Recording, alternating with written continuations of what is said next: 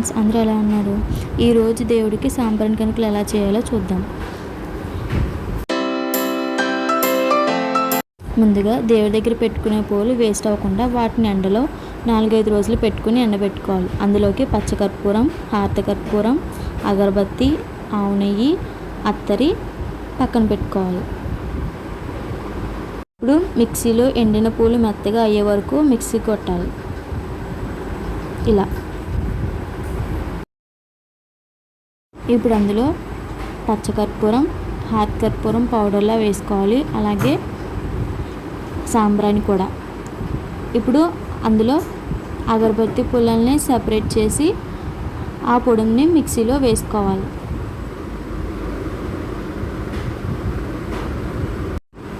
అది బాగా మెత్తగా అయ్యే వరకు మిక్సీ ఆడుకోవాలి. ఇలా ఇప్పుడు ముందుగా ఆడుకున్న పువ్వుల పొడిని ఈ పొడిని బాగా మిక్స్ చేయాలి. అందులో ఆవు నెయ్యి,